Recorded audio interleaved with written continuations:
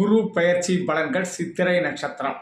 குரு பயிற்சியானது மே 1ஆம் தேதி மேசராசியிலேருந்து ரிஷபராசிக்கு பயிற்சி ஆகிறார். அடுத்த ஓராண்டுகள் உங்களுக்கு என்ன சிறப்பு பலன்கள் தர்றாரு அப்படிங்கிறதையும், சித்திரை நட்சத்திரம் 1-2 பாதம் கன்னிராசியிலும், சித்திரை நட்சத்திரம் 3-4 பாதம் துளாராசியில் அமைகிறது. 2 ராசிகளுக்கும் பிரித்து குரு பலன்களை சிறப்பாக தரேன். நல்லா அற்புதமாக கேட்டுக்கோங்க. அதாவது சித்திரை 1-2 கன்னிராசி என்பவர்களுக்கு குரு பயிற்சியானது பாக்கியஸ்தானத்தில் சூப்பரான இடத்துல வர்றார். அவர் அமர்ற இடமும் சூப்பர், பார்க்குற இடமும் சூப்பர். நீங்கள் கொடுத்து வச்சவங்கன்னு சொல்லலாம். சுபகாரிய முயற்சிகள், திருமண காரிய முயற்சிகள், உங்கள் வீட்டில் என்னென்ன மங்களகரமான காரியங்கள் நடக்கணுமோ அத்தனையும் சிறப்பாக நடக்கக்கூடிய நாள். ஏன்னா பாக்கியஸ்தானம். எந்த பாக்கியம் இல்லை அப்படின்னு கேட்குற அளவுக்கு உங்கள் ஜாதகம் மட்டும் பலமாக இருந்தால் இப்போ எல்லா பாக்கியம் நடக்கும். அடுத்தால பார்த்தீங்கன்னா மாணவர்கள் நன்றாக படிப்பார்கள், கல்வியில் உயர் மதிப்பெண்கள் பெறுவார்கள், உயர்ந்த அந்தஸ்து, அதான் நீட் எக்ஸாம் எழுதலாம், ஐஏஎஸ் ஐபிஎஸ் என்னென்ன எல்லாம் எக்ஸாம் எழுதலாம், ஒரு டைப்ரைட்டிங், கம்ப்யூட்டர், இந்த மாதிரி என்ன துணை படிப்புகள் படிக்கலாம், தொழில் படிப்புகள் படிக்கலாம். அதில் ஒரு உயர்ந்த அந்தஸ்துக்கு நம்ம வரலாம். கேம்பஸ் இன்டர்வியூவில் வேலை கிடைக்கும். இளைஞர்களுக்கு, பெண்களுக்கு நல்ல வேலை கிடைச்சவொன்னே திருமணம் சூப்பர், குழந்தை பாக்கியம் அருமை, இதெல்லாம் பாக்கியஸ்தானம். இப்படி பார்த்தீங்கன்னா ஒவ்வொரு ப்ராசஸும் இந்த குரு பயிற்சியில் உங்களுக்கு ரொம்ப சூப்பர். இதில் ஒருத்தர் அங்கேருந்து மெதுவாக ஒரு கமெண்ட் போடுவார், சார் நீங்கள் சூப்பர்னு சொல்லிட்டீங்க, பாசிட்டிவான பலனை கூட சொல்லிட்டீங்க, எனக்கு நடக்க மாட்டேங்குது. அவருடைய ஜாதக கிரகநிலை சரியில்லைன்னு அர்த்தம். அதை நீங்கள் ஆஸ்ட்ராலஜியில் போய் பார்த்துக்கலாம். அப்போ பாக்கியஸ்தானத்தில் இருக்கும்போது எந்த ஒரு இதை எடுத்தாலும் சூப்பராக இருக்கும். அடுத்த குரு உபதேசம் கிடைக்கும். நீங்கள் எந்த வயசுலையும் எந்த கல்வியையும் போய் படிக்கலாம். 64 கலைகளையும் கற்றுக்கொள்ளலாம்.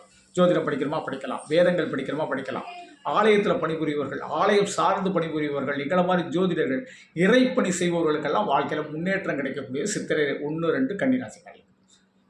அதுவும் குரு பகவானுடைய இருந்த இடம் மட்டும் இல்லை, பார்த்த பார்வையால் கோடி புண்ணியம், குரு பார்க்க கோடி நன்மை. உங்கள் ராசியை பார்க்குறார், ஃபஸ்ட்டு பார்வை, 5ஆம் பார்வையாக ஒரு நல்ல புகழ், செல்வாக்கு, அந்தஸ்து, செல்வம், கீர்த்தி அத்தனையும் கிடைக்கும். அதை நோக்கி நம்ம பயணம் பண்ணலாம். ஒரு தலைமை பதவி கிடைக்கும். நமக்குன்னு ஒரு ஸ்டேட்டஸ் கிடைக்கும். நீங்கள் எந்த துறையில் இருக்கீங்கன்னு நினச்சாலும் அந்த தொழிலில் ஒரு டீ கடை வச்சுருந்தா கூட, சார் அவர் நல்ல டீ போடுவோம் சார், அவர்கிட்ட போய் டீ குடித்தா நம்முடைய டாக்டர்கிட்டே போகண்டான்னு சொல்லுவோம். நல்லா இஞ்சி துளசியெல்லாம் போட்டு கூட கொடுப்பார் சார் அப்படின்னு ஒரு வார்த்தைகள் எல்லாம் சொல்லுவாங்க. அந்த அளவுக்கு நீங்கள் அடுத்தவங்க நல்லா இருக்கணும் அப்படின்னு நினைக்கக்கூடியவர்களாக மாறுவீர்கள்.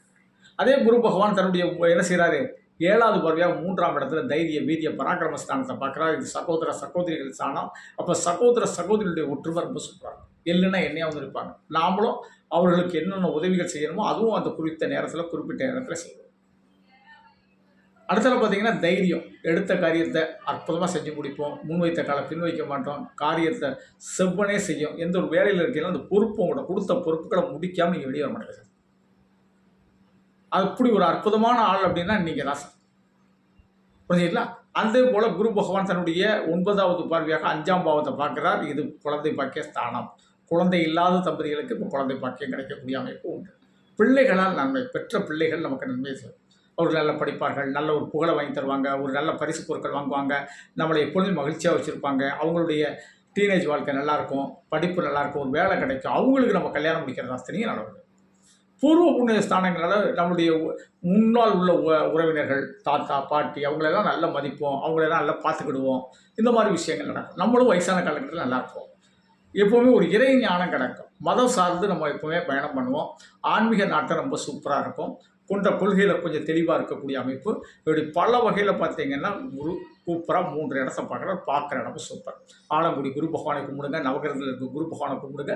குருவை கும்பிட உங்களுடைய இன்னும் அந்த பலங்கள் உயரும். அடுத்த சித்திரை 3-4 பாதம் துளாராசி. இப்போ குரு பகவான் இவங்களுக்கு 8வது இடத்துக்கு வந்திருக்கிறார். அப்போ 8ஆம் இடத்துல வந்தாச்சுன்னா, சார் எனக்கு கஷ்டம் வந்துருமா, அவமானம் வந்துருமா, பிரச்சனைகள் வருமா அப்படின்னு கேட்குறீங்க. இன்னொன்று, முதல்ல அந்த ஸ்தானம் என்ன அப்படின்னு கேட்டிங்கன்னா, பெண்களுக்கு மாங்கல்ய ஸ்தானம். இது வரைக்கும் கல்யாணமே நடக்காத, லேட் ஆகிட்டு இருக்க 30 வயசு 35 வயசு தொடர்றவங்களுக்கு கூட கல்யாண பாக்கியம் கிடைக்கும். அது ஆண்களுக்கும் உண்டு. அப்போது மாங்கல்ய ஸ்தானத்தில் உட்கார்றது அவ்வளோ சிறப்பு. மாங்கல்ய பலம் கிடைக்கும், கணவன் மனைவியுடைய அன்பு கிடைக்கும். இப்படி அந்த இடத்துலையும் ஒரு நல்ல பலன்கள் அந்த இடத்துல இருக்குது. இது பாசிட்டிவ் அப்படி இல்லை, இது உண்மையான பலம். 2வது, இதுதான் 8ஆம் இடம் தான் ஆராய்ச்சி சம்மந்தப்பட்ட இடம். அப்போ நம்ம ஆராய்ச்சி துறையில் இருக்கக்கூடியவர்கள்லாம் வாழ்க்கையில் வெற்றி பெறுவார்கள். எந்த துறை அப்படிங்கிறத பார்க்கணும். அதே மாதிரி நீங்கள் எந்த துறையில் இருந்தாலும் ஆராய்ச்சிகளை மேற்கொள்ளுங்கள். நான் அந்த ஆராய்ச்சி இப்போ நான் ஜோதிட துறையில் இருக்கேன் அப்படின்னா, இப்போ ஒரு புதுமையான ஒரு விஷயத்தை எடுத்து நான் ஒரு பாவத்தை எடுத்து ஆராய்ச்சி பண்ணி ஜோசியத்தில் இன்னும் கொஞ்சம் ஆராய்ச்சி பண்ணேன்னா, அந்த 8ஆம் பாவத்தில் குரு இருக்கிறவங்கெல்லாம் முன்னேற்றம் கிடைக்கும். ரிசர்ச் இப்போ அதே மாதிரி ரிசர்ச்சுக்கு தரமான படிப்புகள் படிக்கலாம், பிஹெச்டி பண்ணலாம். நீங்கள் ஒரு டாக்டராக இருக்கீங்க அப்படின்னாச்சுன்னா, நீங்கள் எந்த இதில் இல்லை அதில் இன்னும் கொஞ்சம் அடுத்த ஆராய்ச்சி, மற்ற டாக்டர் என்ன பண்ணுறாங்க, அவங்ககிட்ட ஏதாவது நம்ம கேட்டு தெரிஞ்சுக்கலாமா, நம்மளுடைய நாலேஜை அதிகப்படுத்துறது அந்த 8ஆம் இடம். அப்போ அந்த 8ஆம் இடத்துல வந்து நமக்கு எப்போ தேவையில்லாத பிரச்சனையும் அவமானம் வருதுன்னா, அந்த நாலேஜ் நம்ம பயன்படுத்தாமல் சில விஷயத்தில் போய் தேவையில்லாமல் உள்ளே போய் மாற்றுறது. நான் தான் பெரியவன் அப்படின்னு சொல்லி மாட்டுறது. இப்போ நம்ம பெரியவன் இல்லை, ரிசர்ச் பண்ணும்போது யாரோ ஒருத்தர் அதில் ஒரு சுப்பீரியராக இருப்பான், அவனுக்கு அந்த அந்த விஷயத்தை நம்ம வந்து என்ன செய்யணும், கையேந்தி வாங்கணும். வாங்கிறது தான் அந்த 8ஆம் இடம். சில கிரகங்கள் என்ன செய்யும் அப்படிங்கிறத நம்ம தெரிஞ்சுக்கிட்டா நம்ம அந்த விதிகளை அப்படியே கொஞ்சம் கொஞ்சமாக வென்று பயணம் பண்ணலாம். அடுத்தது இந்த 8ஆம் இடத்துல இருக்கிற குரு பகவான் இது மட்டும்தான் செய்வார் அப்படின்னா, அவர் பார்த்த பார்வைக்கு அற்புதமான சுப பலன்கள்லாம் இருக்கிறது. அவர் எங்கே பார்க்குறாரு முதல்ல அப்படின்னு கேட்டிங்கன்னா, உங்களுடைய 2ஆவது ஸ்தானத்தை 7ஆவது பார்வையாக பார்க்குறாரு, குடும்பஸ்தானத்தை, தனஸ்தானத்தை, வாக்குஸ்தானத்தை. அப்போ குடும்ப மேன்மை ஏற்படும், வருமானங்கள் வர ஆரம்பிக்கும். ஏன்னா தனஸ்தானத்தை பார்க்குறாரு, சேமிப்புகள் உருவாகும். தொழிலில் சார் நிறைய பிரச்சனை, ஆனால் ஏதோ ஒரு வகையில் வருமானம் வருது அப்படிமா. அது 8ஆம் இடத்துல இருக்கும்போது சில பிரச்சனையை கொடுப்பாரு, ஆனால் வருமானமும் என்ன செஞ்சுட்டு வந்துட்டு இருக்கும். வெளியில் 1000 பிரச்சனை இருக்கும், குடும்பத்தை நம்ம சமாளிச்சுக்கிட்டு போயிட்டு இருக்கோம். சில வெளியில் உள்ள பிரச்சனையை குடும்பத்தில் சொல்லாமல் பயணம் பண்ணிட்டு இருக்கோம். ஆனால் அந்த குடும்பஸ்தானத்தை அங்கேருந்து பார்த்துக்கிறாரு. எந்த பிரச்சனை இருந்தாலும் சரியா குடும்பத்துக்கும் எனக்கு அதுக்கு என்ன செய்யக்கூடாது, வரக்கூடாது அப்படின்னு நம்ம நினைக்கக்கூடியது. அப்படி ஒரு கேட்டை கரெக்டாக போட்டு கொண்டுட்டு போவோம். அது ஒரு வாக்குஸ்தானம், நிறைய ரிசர்ச் பண்ணியிருப்போம். இப்போ நம்ம ஒரு இடத்துல போய் வந்து ரிசர்ச் பண்ணியிருக்கோம், ரிசர்ச் பண்ணுறது 1000 பக்கம் ரிசர்ச் பண்ணியிருக்கோம். ஆனால் ஒரு இடத்துல போய் 10 நிமிஷம் டைம் கொடுத்துருக்காங்க. இந்த 1000 பக்கத்தையும் 10 நிமிஷத்தில் எப்படி சொல்கிறது அப்படின்னு நீங்கள் தெளிவாக தெரிஞ்சு வச்சுருந்தீங்கன்னா அந்த இடத்துல உங்களுக்கு கைத்தட்டல் கிடைக்கும். இல்லை 1000 பக்கத்தில் நான் சொல்ல போகிறேன்னு சொல்லி பிள்ளையார் சொல்லி 10 நிமிஷத்தை போட்டுட்டிங்கன்னா நமக்கு ஒன்றும் தெரியாதுன்னு அவங்க நினச்சிடுவாங்க. அது ஒரு அவமானமாக. இதுதான் 8ஆம் இடத்துக்கும் வாக்குஸ்தானத்துக்கும் உள்ள தொடர்பு. அதே குரு பகவான் தன்னுடைய 9ஆவது பாக்கியஸ்தான பார்வையாக உங்களுடைய 4ஆம் இடத்தை பார்க்குறார், சுகஸ்தானம். கண்டிப்பாக உங்களுடைய சுகம் நல்லா இருக்கும், தியானம், யோகா இதெல்லாம் மேற்கொள்ளலாம். அதுதான் இடஸ்தானம். எதிர்பார்வை எனக்கு ஆசை இல்லை, இடம் வாங்கிட்டேன் சார் அப்படின்னா சிலர் வந்து, ஏன்னா குருவுடைய பார்வை வரும்போது அந்த மாதிரி ஒரு அமைப்பு உண்டு. சரி இல்லை சார், ஒரு இடம் வாங்கி வச்சுருந்தேன், காசே இல்லை, ஒரு லோன் போட்டால் வந்துடுச்சு, வீடு கட்டிட்டேன், கிரகப்பிரவேசம் பண்ணிட்டேன். அதான் 4ஆம் இடத்தை பார்க்குறது. அதே போல் வந்து ஒரு கார் வச்சுருந்தேன் சார், சரியாக இல்லை, ஒரு புது கார் பார்த்துக்கிட்டே இருந்தால் ஒருத்தர் ஒரு கார் இருக்குன்னு சொன்னார், புது கார் பார்த்து வாங்கிட்டேன் சார். ஏன்னா வாகன யோகம் கிடைக்கக்கூடிய இடத்த குரு பார்க்குறாங்க.